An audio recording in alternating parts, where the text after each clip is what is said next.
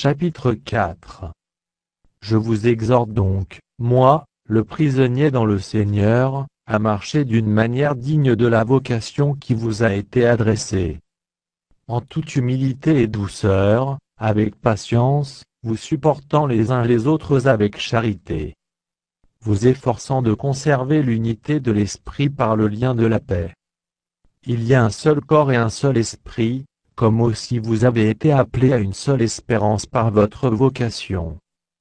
Il y a un seul Seigneur, une seule foi, un seul baptême. Un seul Dieu et Père de tous, qui est au-dessus de tous, et parmi tous, et en tous. Mais à chacun de nous la grâce a été donnée selon la mesure du don de Christ. C'est pourquoi il est dit étant monté en haut, il a emmené des captifs, et il a fait des dons aux hommes. Or, que signifie il est monté, sinon qu'il est aussi descendu dans les régions inférieures de la terre? Celui qui est descendu, c'est le même qui est monté au-dessus de tous les cieux, afin de remplir toutes choses. Et il a donné les uns comme apôtres, les autres comme prophètes, les autres comme évangélistes, les autres comme pasteurs et docteurs. Pour le perfectionnement des saints en vue de l'œuvre du ministère, et de l'édification du corps de Christ.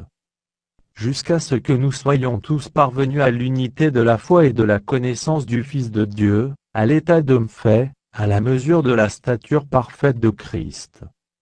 Afin que nous ne soyons plus des enfants, flottant et emportés à tout vent de doctrine, par la tromperie des hommes, par leur ruse dans les moyens de séduction.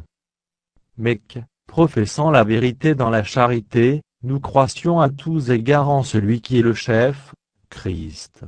C'est de lui, et grâce à tous les liens de son assistance, que tout le corps, bien coordonné et formant un solide assemblage, tire son accroissement selon la force qui convient à chacune de ses parties, et s'édifie lui-même dans la charité.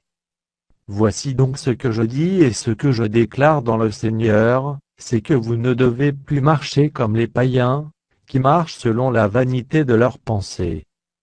Ils ont l'intelligence obscurcie, ils sont étrangers à la vie de Dieu, à cause de l'ignorance qui est en eux, à cause de l'endurcissement de leur cœur. Ayant perdu tout sentiment, ils se sont livrés à la dissolution, pour commettre toute espèce d'impureté jointe à la cupidité. Mais vous, ce n'est pas ainsi que vous avez appris Christ. Si du moins vous l'avez entendu, et si, conformément à la vérité qui est en Jésus, c'est en lui que vous avez été instruits à vous dépouiller. Eu égard à votre vie passée, du vieil homme qui se corrompt par les convoitises trompeuses. À être renouvelé dans l'esprit de votre intelligence. Et à revêtir l'homme nouveau, créé selon Dieu dans une justice, et une sainteté que produit la vérité. C'est pourquoi, renoncez aux mensonges, et que chacun de vous parle selon la vérité à son prochain, car nous sommes membres les uns des autres. Si vous vous mettez en colère, ne péchez point, que le soleil ne se couche pas sur votre colère. Et ne donnez pas accès au diable. Que celui qui dérobe ne dérobe plus, mais plutôt qu'il travaille, en faisant de ses mains ce qui est bien, pour avoir de quoi donner à celui qui est dans le besoin.